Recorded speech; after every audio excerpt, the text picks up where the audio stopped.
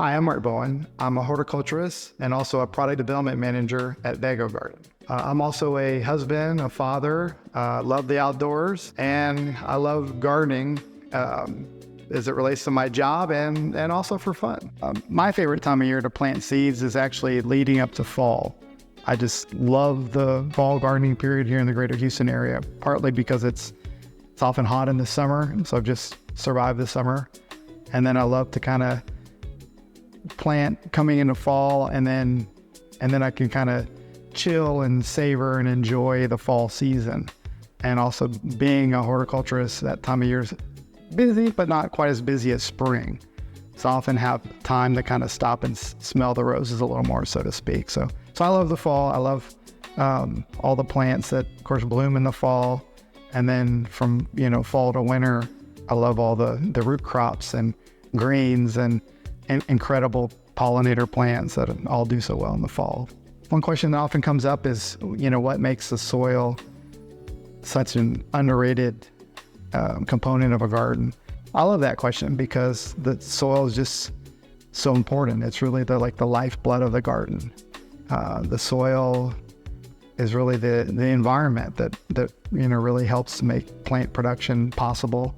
It's also a incredible ecosystem that supports an enormous amount of life, both micro and macroorganisms. Everybody's familiar with earthworms, but there are billions of microorganisms in just a single 1 cubic inch bit of soil. I mean, it's very profound. Often get asked the question about what tip do you have for those getting into it? Is that which I would say is don't sweat it.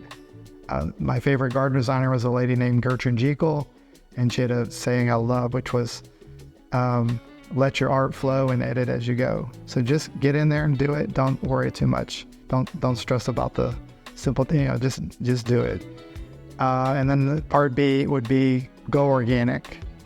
It's going to be a lot more fruitful. You don't have to worry about, anything harming you or those that you love, or pollinators or other things. And then part C would be, don't break the organic cycle. So when you garden, every time something comes out of the garden, if you have some plants you pull out that are done, you're going to be a lot better off if you compost them.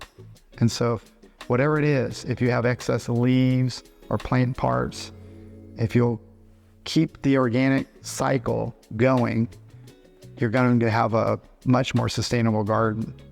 And then also along the way, you'll end up spending a whole lot less money because you're recycling what some people might think of as garden waste into compost that goes back into your garden. And in the process of composting the materials, you're going to also be recycling beneficial organisms, back into the garden. So those would be my little my tips. For advanced gardeners, I would start studying the soil food web. So going down the road of studying the soil food web will open up those who do to the wonderful world of all the different microorganisms that live in the soil. And these days, it's quite the rage for people like me to try to make what we call living soils.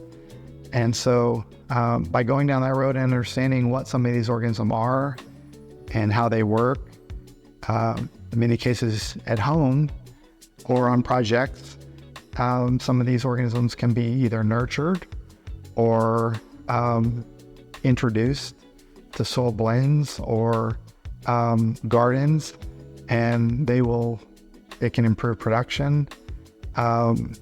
They can help fight diseases. They can help remediate toxins and so many other things.